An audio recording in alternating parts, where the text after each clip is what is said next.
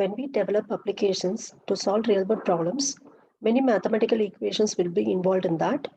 And when we want to solve those mathematical equations, we need to write functions for performing operations like square root, then sine of some value, power, and so on. Instead of writing those functions from the scratch, in Python, we have a module called math.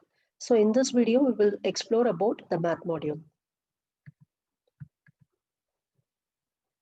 So math module is a built-in module and it provides access to mathematical functions defined by the C standard. In C programming, we have a header file called math.h. Whenever we need to perform operations like square root, power, generally we will call the built-in functions defined in that header file. Similarly, in Python, we have a built-in module called math to provide access to those mathematical functions. And this module has set of methods and constants to support mathematical operations. And if you want to know what are the functions supported by this particular module, you can use the dir function. So for that, first you have to import the math module. So for that, we need to write the keyword import followed by the module name. Here it is math. Once you import that, all the functions and constants defined in the math module will be imported to our program. So we can list them by means of calling the function dir. For that, we have to pass the object that is nothing but math object. Once you do that, it will list all the functions and constants which are available in the module math. In this, I have listed few of the functions and constants in the math module. So let's see the functions now. First function is ceil of x. So this function is going to accept an argument x and returns the ceiling value of that. So ceiling is nothing but it will return the smallest integer which is greater than or equal to x. For example, if I give 5.6 as the argument to this function, it will return 6 because 6 is the smallest integer which is greater than 5.6. Then we have a function factorial to compute the factorial of x. Similarly, the power function is going to accept two arguments x and y, and it will return x raised to the power y. That is, it is going to return x power y. Then sqrt of x is going to accept x as the argument. It returns the square root of x. Cos x will return the cosine value of x. Here, x should be passed as radian. If it is degree, first we have to convert degree into radian, then we have to pass the value of x to this function. And coming to the constants, one of the constant available in the math module is pi. So it is going to give the value of pi, that is 22/7. The value will be given in floating point number. So we have 3.14159. I have not listed all the digits, etc. Then we have e. The value of e is 2.71828. So that is also defined as a constant in the math module. And we have INF, it stands for infinite. So it is a floating point positive infinity. Now let's see how to import the methods and the constants from the math module. So in order to use the methods and the constants in our program, first we need to import them. For that, there are two ways to import the methods and the constants. The first method is we can use the keyword import followed by the module name. And the second method is we can use the keyword from followed by the module name, then followed by the keyword import, followed by the member. Let's see the difference between those two methods. So in the first method, I'm going to write import module name. So when I do that, all the methods and constants defined in the module will be imported to our program. Whereas when we go for the second method, we will write from module name followed by the import statement followed by the member name. When we do that, here we are specifying the member. Whatever member we are specifying in this, only that member will be imported to our program.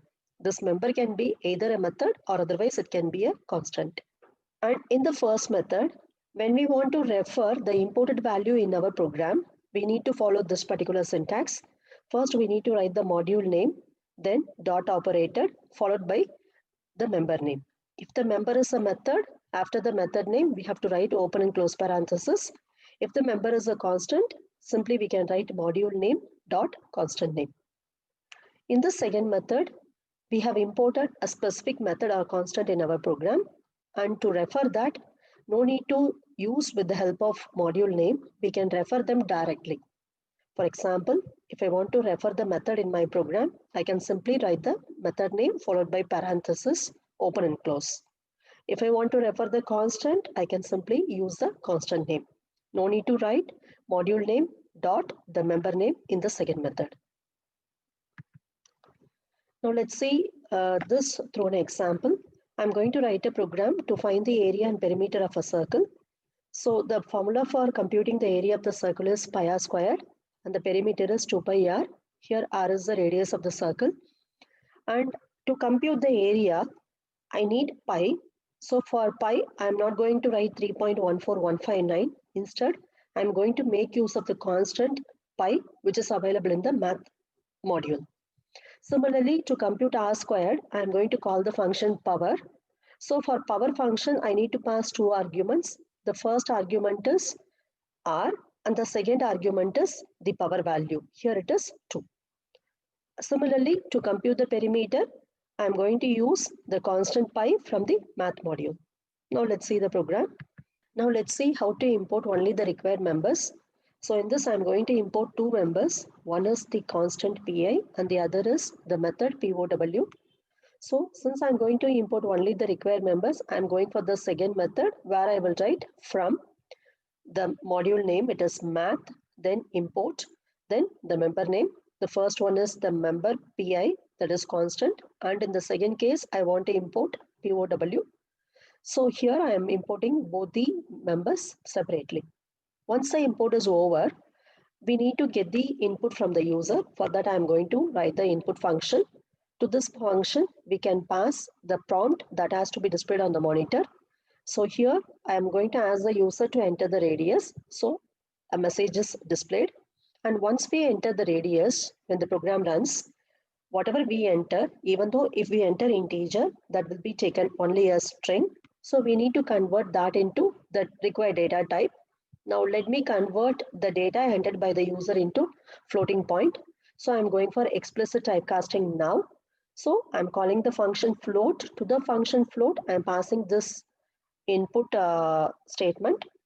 Now, whatever data is typed by the user, that will be converted into float and that will be stored in the variable called RAD. It stands for radius.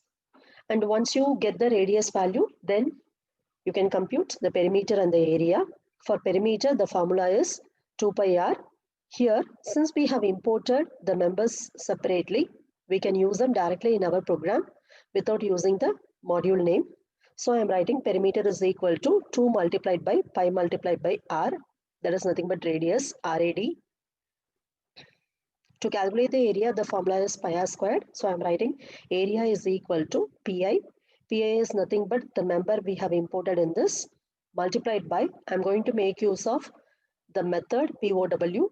So to the method POW, I'm going to pass two arguments now. First argument is the radius, that is in the variable RAD, and the second argument is 2 because we need to compute r squared. In this, RAD, perimeter and area will be treated as floating point variables by the Python interpreter because after getting my radius, I am converting that into float and assigning to RAD. So RAD will be treated as floating point. Once RAD is float, 2 into pi into RAD will also be float. Therefore, perimeter is also float. Similarly, area is also float. Now we have calculated area and the perimeter. We can display them. So we are going to call the function print to display. So in this, I am going to display area of the circle with radius. In this, I need to give whatever radius the user has entered, that should be printed. So I'm declaring a placeholder in this. Then the message is will be printed. After that, I am going to display the area. For that, one more placeholder. The first placeholder is for radius and the second placeholder is for area. And I need to display only 2 decimal points in the area. So for that, I am writing now 1:0.2f. Here 1 stands for, in the format, we are giving 2 arguments, that is RAD and then area. RAD will be referred by the index 0 and area will be referred by the index 1. For this placeholder, RAD will be assigned, and then for the second placeholder, area will be assigned. And in area, I want to print only 2 decimal digits. So it's given as 0.2f. Similarly, we can print the perimeter by means of print perimeter of the circle with radius. Placeholder is, again, we can give the next placeholder. In this, we need to print RAD and then perimeter. So we are giving now 2 arguments to the format function. And this format function is going to format the string. Here, this is the string. This string will be formatted with the help of these arguments. And we can run the program by clicking the run. In that, we will have run module. Once we run the program, first it will ask the user to enter the radius. In this, radius is entered as 10. So now area of the circle and perimeter of the circle will be displayed.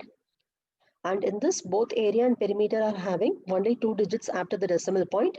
That is because here we have given 0.2f. If it is given as 0.3f, 3 digits will be displayed after the decimal point. This example, we have imported only the required members. Now let's see the second example where we are going to import all the members of the math module. So first we need to import math module. So I'm writing import math. After that, we can read the value of the radius from the user. It is similar to the previous program. And all the remaining lines are same. The difference is only in the way how we are going to access the members of the module. We access PI in the previous example by directly specifying the name. But now, since we are importing the entire module math, we need to write math.py. Similarly, to access the power method, we need to write math.pow. And remaining are same as the previous example. Suppose if the name of the module we are importing is very lengthy, we can use short names to the module by means of alias. So let's see that in this program. So I want to import the module math, but I don't want to refer as math in my program. I want to give a short name to that. Let me give the short name as M. So I need to write the statement as import math as M.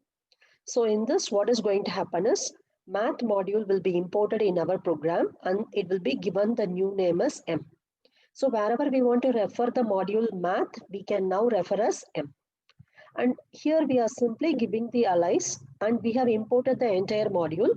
So in the program, when we need to refer PI and POW, we can write now m.pi and then m.pow because now M is the alias for the math module. So we can easily access them by means of short name.